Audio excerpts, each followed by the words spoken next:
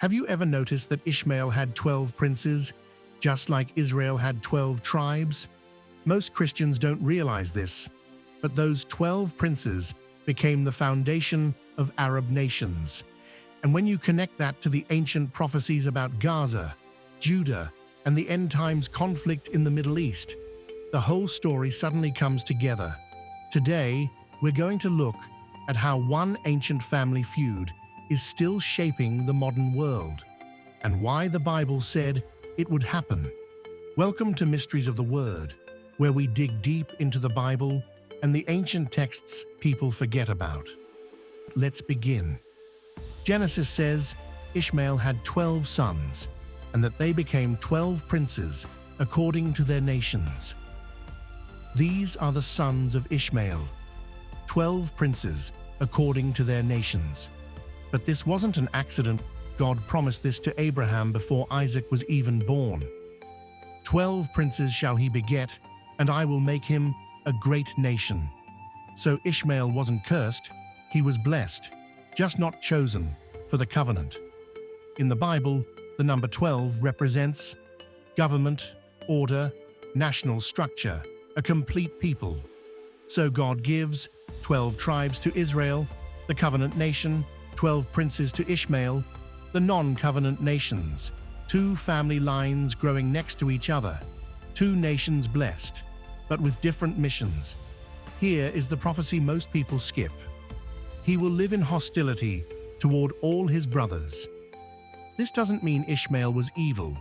It means his descendants would be fierce, independent, hard to conquer, and often in conflict with their relatives, including Israel. And for over 4,000 years, this prophecy has played out exactly. Ishmael's 12 princes eventually became the early Arab tribes in northern Arabia, the Negev, Syria, and the desert regions around Israel. This is why so many Arab peoples today trace their heritage back to Abraham through Ishmael. But here's where it gets interesting. These Ishmaelite nations become major players in end times prophecy. Most people assume Gaza is Arab because it's Arab today. But historically, Gaza was the territory of the Philistines, not Ishmaelites. The Philistines descended from the Sea peoples, not Abraham, however. Gaza does play a huge role in prophecy. The Bible says Gaza would attack Israel, lose its king, face judgment, be destroyed, and become a place of constant conflict. Gaza was constantly fighting Judah, and the Bible said this pattern would continue. This is where the story becomes prophetic. Even though Gaza isn't descended from Ishmael by blood, today Gaza is supported by Arab nations, descendants of Ishmael. So now we have a modern picture that looks exactly like Genesis described. The land of the Philistines, Gaza, is being empowered by the descendants of Ishmael, Arab nations, in conflict against the descendants of Isaac, Israel. This is the ancient family conflict coming back to life.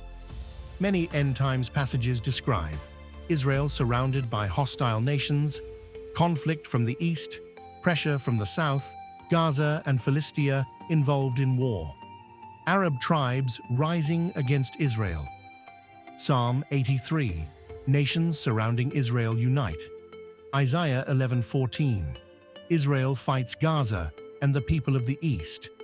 Ezekiel 38-39, relatives of ancient tribes rise again. When you put all of these together, it looks like the ancient Ishmael-Isaac tension is reaching its final stage. God blessed both sons of Abraham. Isaac received the covenant.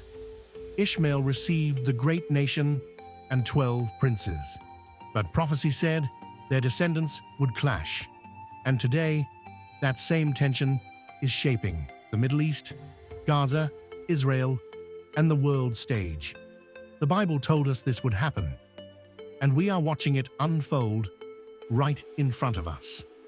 If you enjoyed this deep dive into biblical prophecy, make sure you subscribe to Mysteries of the Word. We explore hidden patterns and forgotten scriptures every week, and there is so much more to uncover. Thanks for watching, and I'll see you in the next one.